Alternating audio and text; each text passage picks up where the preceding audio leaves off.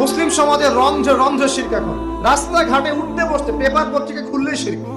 Paper খুলবেন রাশিফল, সিংহ রাশি কন্যা রাশি, দিনটা কেমন যাবে বিশ্বাস করলেই মুশরিক হয়ে যাবে।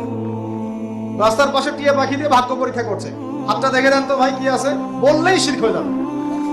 আংটি বিক্রি করছে, আংটি পরলে রোগ ভালো হবে, হাতে দিল রোগ ভালো হবে এই উদ্দেশ্যে মুশরিক। হাতে দিয়েছে রোগ ভালো হবে, আমার ডায়াবেটিস ভালো হয়ে যাবে, বিসমিল্লাহ, ব্যাস মুশরিক। এই আকীদা নিয়ে পড়লেই মুশরিক। মুসলিম সমাজে অহরহ শিরক আছে। আর আবু জেহেলের যুগে কি ছিল ভাই? আবু জেহেলের যুগে অনেকদিন বলেছি মেজর 5টা সমস্যা ছিল। কয়টা? মেজর 5টা, মাইনর সমস্যা অনেক, মেজর 5টা। এক, আবু জেহেলের যুগের বেশিরভাগ মানুষ শিরক করতো। কি করতো ভাই? লাত, উজ্জা, হবল, মানাত এইসব মূর্তি পূজা করতো। এখন হয়তো মুসলিম সমাজে এটা নাই ঠিকই, কিন্তু মুসলিমরা এখন কবর মাজার পূজায় শুরু করেছে, করে নাই? মুসলিমরাও এখন নেক্সট সুরতে ধোকা খাচ্ছে।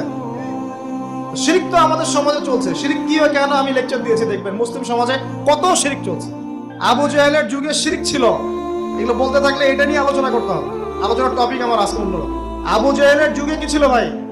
শিরক ছিল, সমাজে রন্ধ্রে রন্ধ্রে শিরক ছিল। এখনকার সমাজেও শিরক আছে।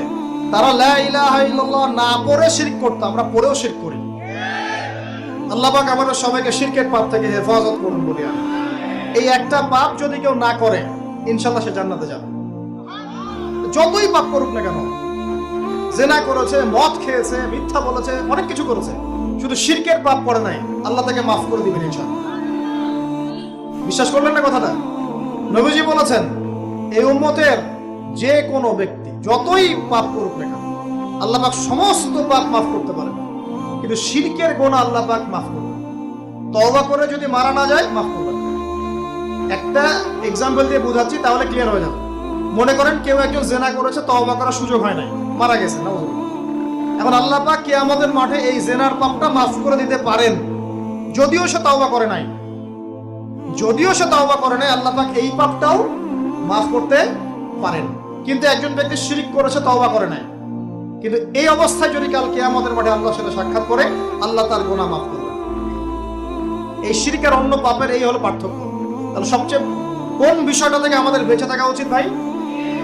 শিরক কিও কেন, একটা বই পাওয়া যায়, কিনে নেবেন।